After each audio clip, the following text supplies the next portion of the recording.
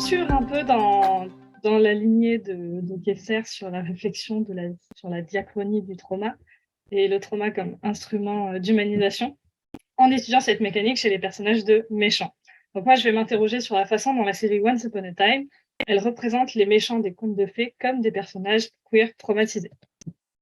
Donc les queer-coded villains, donc c'est pas une nouveauté au cinéma, c'est une pratique qui consiste à donner aux personnages de méchants des caractéristiques qui peuvent être lues comme homosexuels ou trans. Je vous ai mis quelques exemples à l'écran. Mais Once Upon a Time se démarque par le fait que les méchants, ils cherchent à devenir gentils, mais ils semblent constamment retenus par leur trauma. Ce trauma, il revient les hanter pour les rappeler à leur échec de l'hétérosexualité qui est inextricablement lié à leur statut de méchant. Or, Once Upon a Time suit un schéma narratif inspiré d'une certaine vision des contes de fées où l'histoire doit se conclure par une fin heureuse. Par la recherche de ce futur utopique, la hantise dévastatrice du passé, elle semble pas trouver sa place. Donc moi, je vais me demander si ce paradoxe il est irrésoluble ou si le passé, le trauma et la hantise ne peuvent pas avoir une force utopique. Et donc, sous l'angle de la théorie queer, je vais montrer que c'est justement à travers la hantise du trauma que la série accomplit sa fin utopique. Dans son ouvrage Cruiser l'utopie, le théoricien José Esteban Muñoz y propose une thèse sur l'utopie qui cherche à trouver dans le passé la possibilité future d'une utopie queer. Le queer est ici à entendre en tant que concept philosophique, donc je distingue l'acronyme LGBT, qui est une identité et un être, de queer, que je représente comme un faire et comme une méthode d'analyse et de discours et de pratique. Donc l'utopisme queer de Muñoz, il fonctionne selon un triple angle temporel. Retour vers un passé nostalgique, rejet et critique du présent, et construction d'un futur queer. Donc pour Muñoz, l'utopie, c'est une méthode, un mode de critique idéaliste qui, je cite, nous permet de sentir que ce monde-ci ne suffit pas, que de fait, il manque quelque chose. Donc il rapproche ce mécanisme de la hantise déridienne. Pour le philosophe Jacques Derrida, les morts ne sont jamais simplement morts ni vraiment silencieux, car ils ont toujours la possibilité de revenir sous forme de spectre. Il n'est pas possible de fuir devant ce spectre dont on ne peut éviter ni le regard ni l'injonction. C'est un héritage qu'il faut assumer. Donc il ne s'agit pas de faire le deuil des morts, qui est une mise au passé, mais d'ouvrir à une responsabilité par la mémoire qui fait rejaillir perpétuellement ces spectres. Donc la hantise chez Derrida, elle semble avoir rien d'utopique. C'est une souffrance, une responsabilité et un devoir. Mais dans une perspective queer, on pourrait se demander si la revenance du passé de personnes LGBT, dont on a trop souvent tué l'histoire, n'a pas un aspect libérateur qui permettrait la construction d'un futur utopique queer. Donc chez Muñoz comme chez Derrida, il me semble que l'utopie d'une part et la hantise de l'autre sont mobilisées comme des méthodes de critique du présent en le mettant en relation avec le passé et le futur. Donc ces méthodes, elles ont pour but chez les deux auteurs de provoquer une réaction de la part des individus. Dans Once Upon a Time, le passé hante au sens déridien le présent des méchants. Donc, c'est une série qui est réalisée par Adam Horowitz et Edward Kitsis et diffusée sur la chaîne ABC entre 2011 et 2018. Et elle alterne entre deux cadres principaux, un monde fantastique où se déroulent les contes de fées et une ville fictive dans le Maine appelée Storybrooke. La partie de l'histoire qui se déroule dans le monde réel, elle suit les personnages d'Emma Swan, qui est jouée par Jennifer Morrison, et son fils de 10 ans, Henry Mills, qui est interprété par Jared Gilmore. Donc Henry, il découvre assez rapidement que les personnages, que les habitants de la ville sont des personnages de contes de fées. Et la série, elle met en scène l'histoire passée de ces habitants en tant que personnages de contes de fées dans leur monde d'origine, en même temps que leur histoire présente de personnages plus réalistes dans le monde réel. Donc chaque épisode, il est construit selon le schéma suivant. Un événement arrive à Storybrooke, et cet événement est mis en parallèle avec un événement passé dans le monde des contes de fées. Ce style de narration, il permet de rendre le passé omniprésent, à l'instar des spectres déridiens. Donc, les séquences situées dans le passé, elles nous apprennent que la transformation des personnages en méchants, elle apparaît très souvent suite à un échec de l'hétérosexualité ou à une impossibilité de se conformer aux normes de genre et de sexualité. Je vais m'attarder ici sur deux personnages de méchants. Donc Regina Mills, qui correspond à la méchante reine de Blanche-Neige, jouée par Lana Parrilla, et le personnage de Rumpelstiltskin, qui combine trois personnages de contes, Rumpelstiltskin du conte éponyme, la Bête de La Belle et la Bête et le crocodile de Peter Pan. Il est interprété par Robert Carlyle. La méchante reine, c'est la principale antagoniste de la saison 1. Donc, la série raconte que sa haine envers Blanche-Neige, elle prend racine dans la mort de son amant de jeunesse, dont elle tient la princesse responsable. Sa transformation en méchante, elle survient lorsqu'elle perd la possibilité de l'amour hétérosexuel. Ce moment traumatique de la perte de celui qu'elle aime, ça devient un point d'ancrage de son personnage dont elle ne parvient pas à se défaire. Dans la saison 5, Regina semble avoir trouvé sa fin heureuse dans le personnage de Robin des Bois, dont elle tombe amoureuse. mais Robin des Bois meurt lui aussi.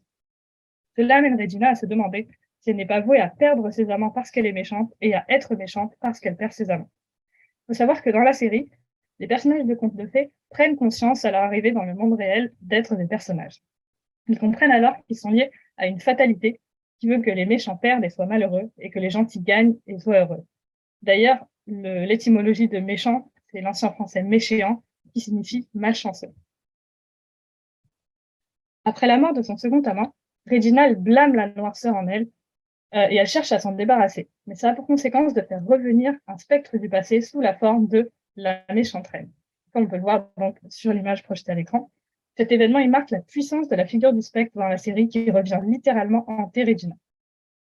Cette hantise, elle est commune à tous les personnages de méchants. C'est le cas du second personnage dont je vais me pencher ici, Rumpelstiltskin.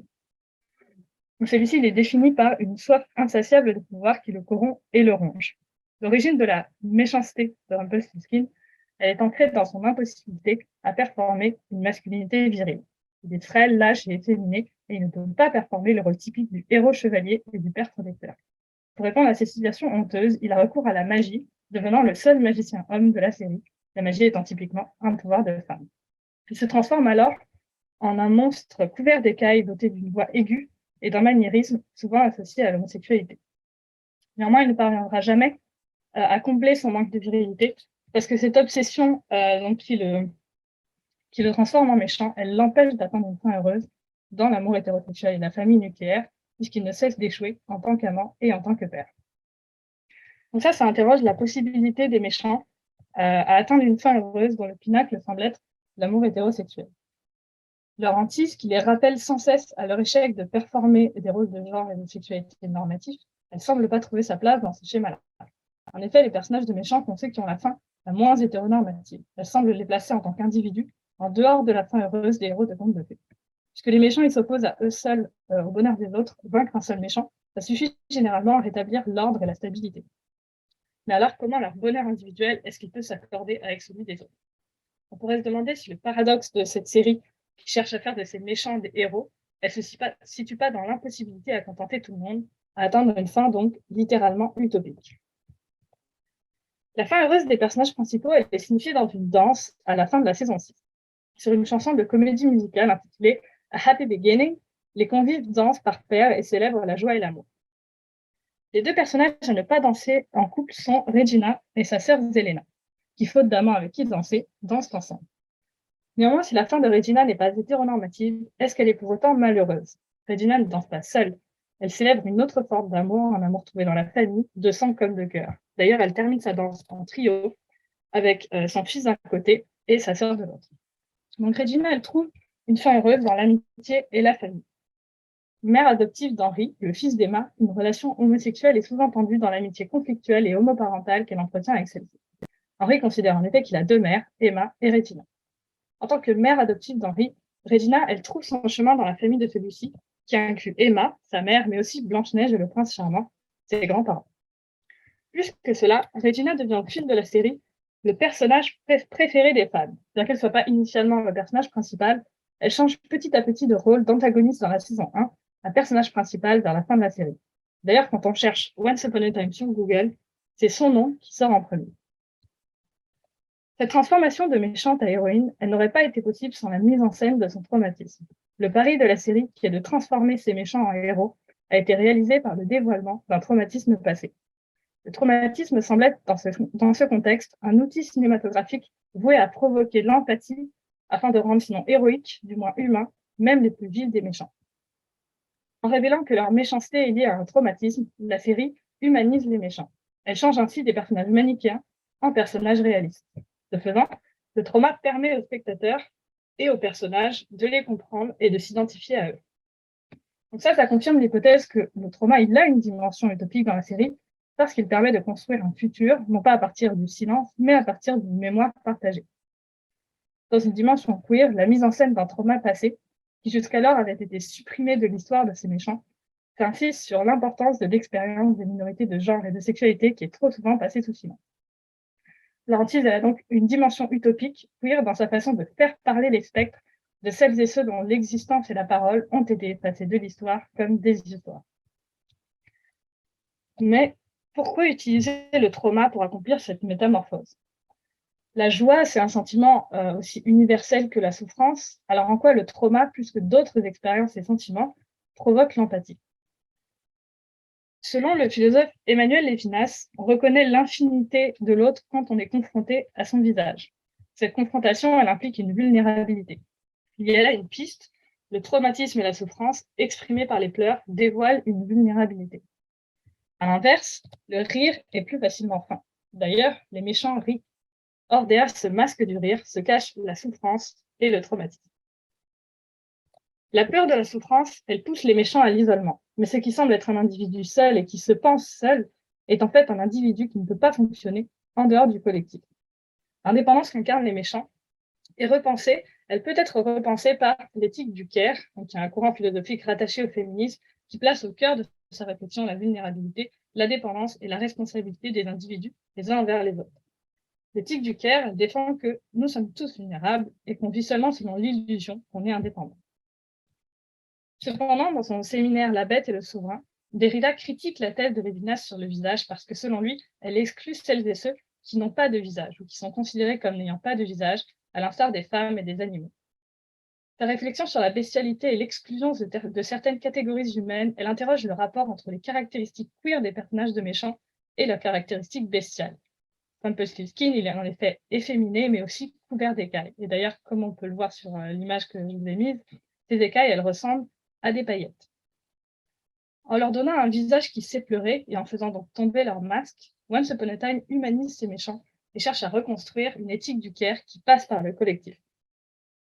Parce qu'il devient évident, au fil de la série, que les personnages n'atteignent pas leur fin heureuse individuellement, mais collectivement, car la fin heureuse de l'un conditionne la fin heureuse de l'autre. La chanson finale, elle parle cependant pas de happy ending, mais de happy beginning. Ça déplace l'importance de la fin au début, qui n'est pas le bonheur, mais fait signe vers le bonheur. Elle appelle donc à un processus de guérison. En effet, les personnages chantent « Leave the past and all its scars, a happy beginning now is ours ». Tous les personnages de Once Upon a Time sont traumatisés parce que leurs traumatismes sont transmis d'un personnage à l'autre.